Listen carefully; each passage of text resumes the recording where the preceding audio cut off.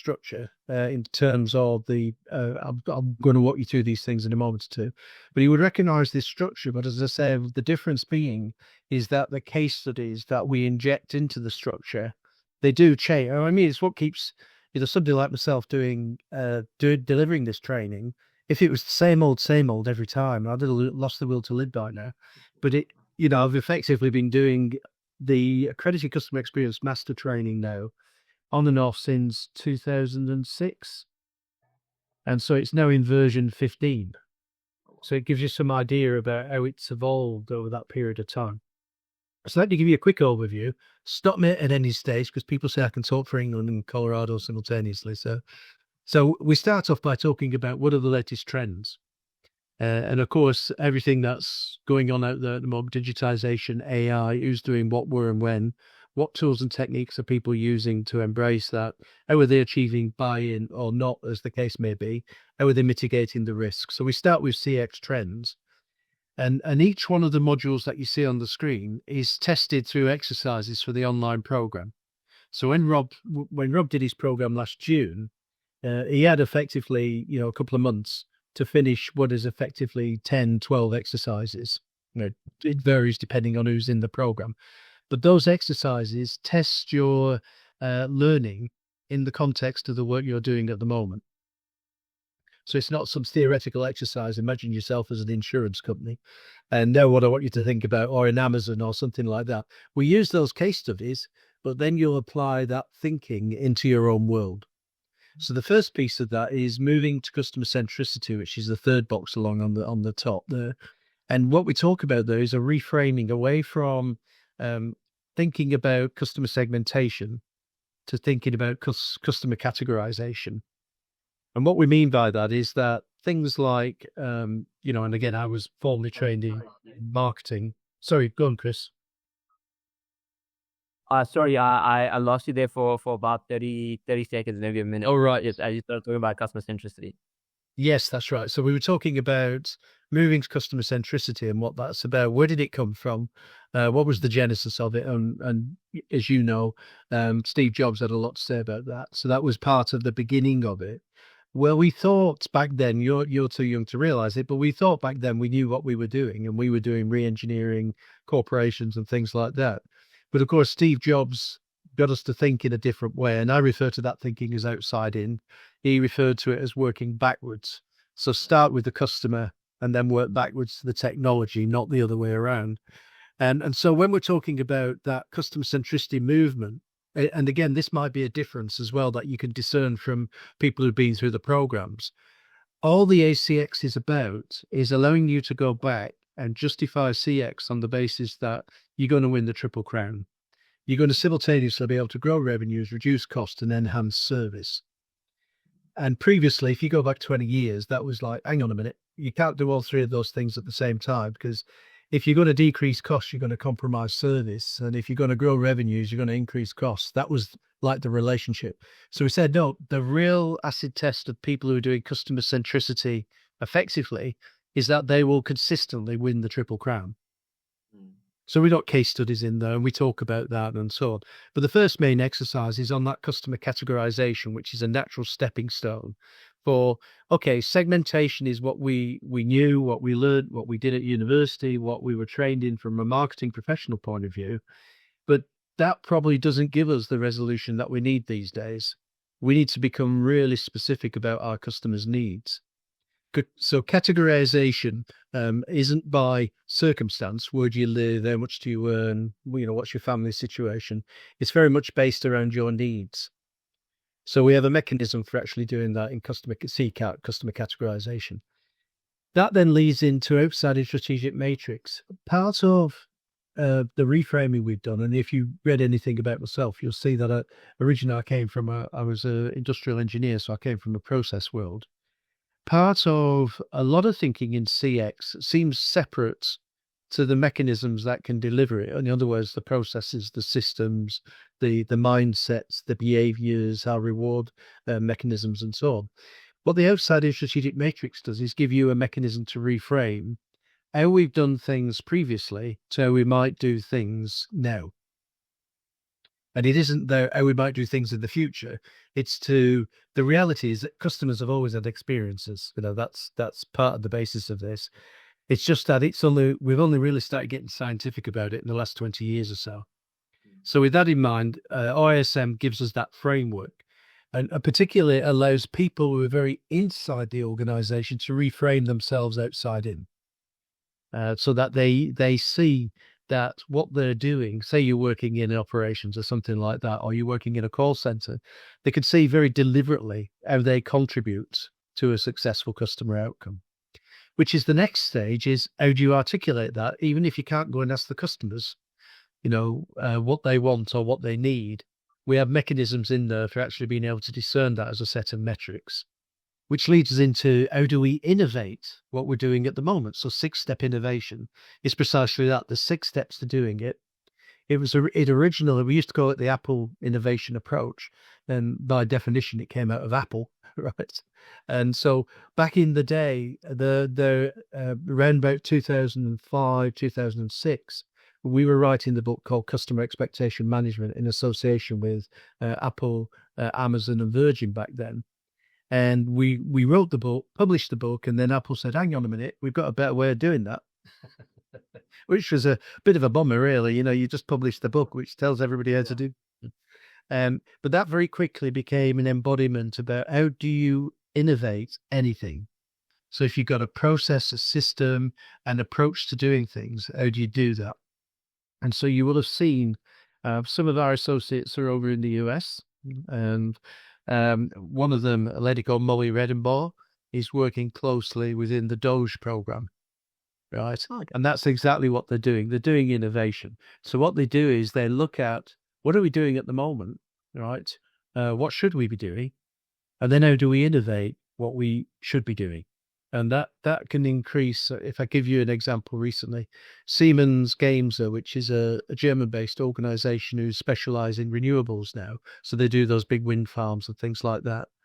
On the last 3 years since implementation, they've progressively reduced the cost 50% year on year, whilst growing the revenues at 30 or 40% year on year. And that's a documented case study.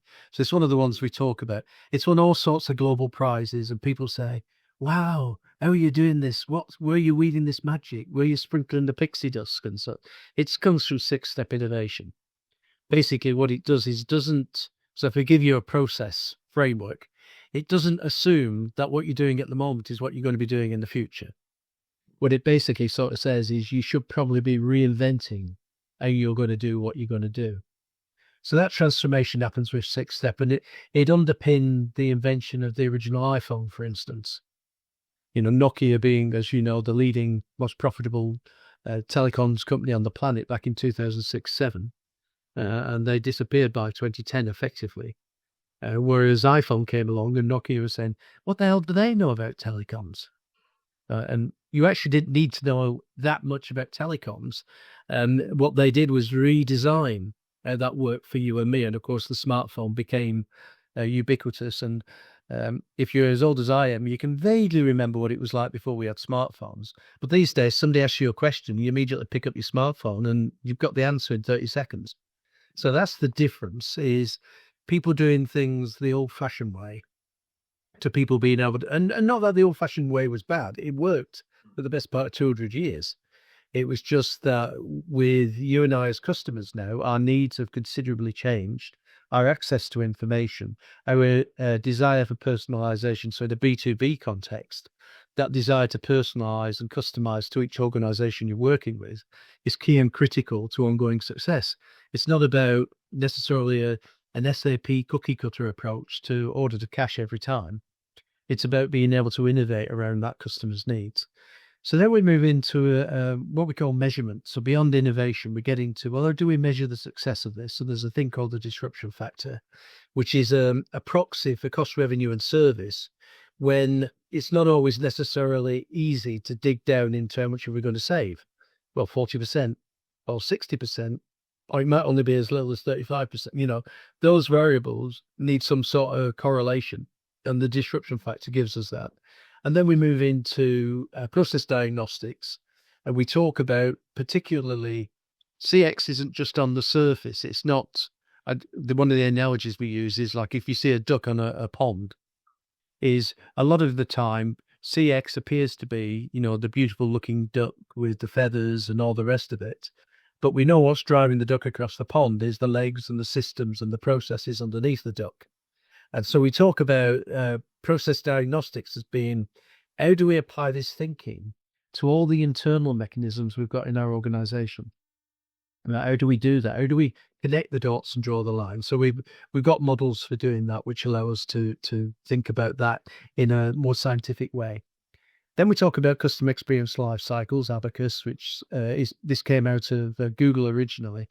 So awareness, buying, acquisition, customization, use, and share is every experience has all these elements to it. And we talk about the guy who was the marketing director at Google for the best part of 12 years. He's now at Kellogg University in the States, but he was the one who invented micro moments of truth. He was the one who invented the ZMOT, the Z moments of truth, and so on. Stuff that you'll have covered in your CX program with Andre in the past. But he was the inventor of them, and he's now a champion in the program. So he's come along, he's done the program, which was a bit like, hang on a minute, you're the inventor of some of this stuff. What the hell are you doing coming on one of our programs? No, I want to keep up to date, And his case study, which is one of the ones we actually use, is at Kellogg Business School. They have a restaurant at the center of the campus, and it's a Mexican restaurant, but it's not really used as a restaurant. It's used where all the students get together and, exchange stories and share the work that they're doing. And part of the restaurant stress was that these students would come in, they'd buy a drink, and then they'd stay there all day. So how do we how do we change that so the restaurant can make money and not go bust, and the students achieve their needs? So we talk about that one as one of the case studies. Then the bottom four are really about, how do we make this? How do we systemize it? So once we're doing it, it sticks. It's not a one and done. It's not a case of, right, okay, let's revisit this in 2 years. So North Star alignment came out of Amazon, and that's how they do it right the way across all their entities globally. And you probably know their B2B business represents 75% of their annual revenues. Though you might see them as a B2C, and I know they're relatively newcomers to South Africa, and that's a bit of another discussion point. But having said that, North Star alignment is a mechanism for linking everybody and everything to the achievement of that understanding where North Star is. Customer performance landscape, without getting into the detail, it's about connecting the dots and drawing the lines. So it's an holistic picture of either it could be an experience, multiple experiences, or it could be the entire enterprise, or it could be the ecosystem in which they enter. So if you're working with supply chain companies, for instance, they want a view right the way across the whole supply chain. So CPL gives us that. And then we get into measurement dashboards. So what are the important measures we need to keep our finger on the pulse about? How do we understand trends? How do we capitalize on new ideas? How do we integrate them, and so on? And then, of course, the wrap up. And I think this set of slides came from just before last Christmas. So that's where you've got Steve Towers dressed as Santa Claus in the bottom right-hand box there. But that's a story for another day. So any questions so far, Chris? No, I think it's I think it's quite an in-depth program. I mean, even just listening to a little bit of the use cases you were talking about, I mean, it seems very interesting. Every time you kept saying, we'll delve deeper into it later, I found myself saying, damn it, I want to hear what you're saying. So no, I think it's very exciting. I mean, I think I see here on your on the first slide in the third row at the first slide, it's 4.5 hours per day. Will these sessions, obviously with you being based in the UK, and these will be done online? Yes, this one will. We do occasional. I tend to work it with South Africa. IQ Business have actually got one running this week. So they're running a master's class this week at Rivonia Business Park. And what happens is, I come to South Africa 3 or 4 times a year. When I'm in South Africa, it's usually what is driving the demand, and this time it's the people wanted to do the champions who rather like Rob last year did the Masters. They wanted to do the champions. Now, that isn't to say later on in the year, I won't be doing an on-the-ground master's program. So what I say to another thing that we do is if you attend the online program, right, sooner rather than later, and it's May, which is only like 8-10 weeks away now, isn't it? If you attend that particular program, you get a free pass to the next on-the-ground program. So you could come along to the on-the-ground program. The difference between the two, and it is a difference, is if you do the in-the-room program, you actually do the exercises in the program. So that's why the online is 4 or 5 hours a day, whereas the in-the-room program is 6 or 7 hours because you're doing the exercises as you go through it. No, The dynamic is, the dynamic can be different because, of course, you're going to meet people from different organizations. And you will on the online program, but of course, the touchy-feely aspects of it if you're in the room. So that's why we say anybody who attends either one or the other, if you attend the in-the-room program, you can attend an online program or vice versa, because they do feel different. They have a different type of energy to them.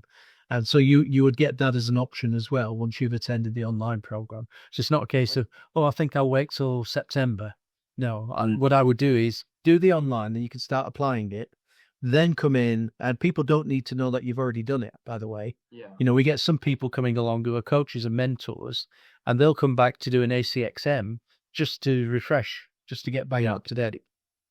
So it's all very much based around yourself and your needs, and then building a development plan beyond that. Now, what's the difference between the masters and the champions? Well, the champions is really, how do you do this stuff at scale? So this is all great, understanding customer experiences and how they fit together and how we create dashboards. But fairly typical. I'll think of one organization that's in the case studies now, a company called Danfoss, which is one of the world's largest B2B companies who are in the supply chain. And basically, as consumers, we don't tend to hear about them because they're supplying people like John Deere and Caterpillar with engine parts and things like that. But they underpin like farming industry, because John Deere and Caterpillar supply farming industry. Yeah. So what they've progressively done in the 4 years since they completed their in-house program, and that's another thing that we do as well, is you may well go out, Chris, into your clients and find out there's an interest there. And then what we can do is we could build a customized program around their particular challenges. So say in the telco space, if BLT wanted to do something like that, we did one for them 3 or 4 years ago. We did a program. I did a program last year for Ask Africa, the research organization. Yeah. What you could do is customize it very specifically to a client's need. So you don't have to brainwash them with how Amazon do this stuff, because that's interesting. But hey, we're not an Amazon.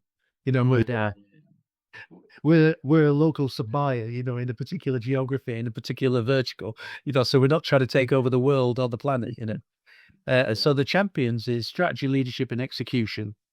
And it's not so much about learning. If you came on the champions subsequently, you won't learn necessarily new techniques. What you'll learn is how to apply them at scale. Okay.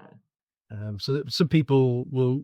What you'll also get as soon as you've registered is we have some walnut material, so preparatory material. So sharing case studies, sharing articles, sharing other resources, and also an encouragement for you to get involved in the networking side of things. We have across the world now 140,000 people registered. What underpins the program is something we call the CM method, the Customer Experience Management Method. So in that world, there are people who come at this thing from a certified process professional perspective. The difference between this program and that is because they want to be certified process professionals. We start with process. We start with TOGAF. We start with enterprise architecture. We start with process frameworks. We start with ITIL and all those other things that we don't necessarily need to know about to truly deliver customer experience success. There's another program which is the objectives and key results, and that's quite active in South Africa. And we have another partner who runs with that program, and it's quite extensive now. They've built up a cadre of people that are delivering it.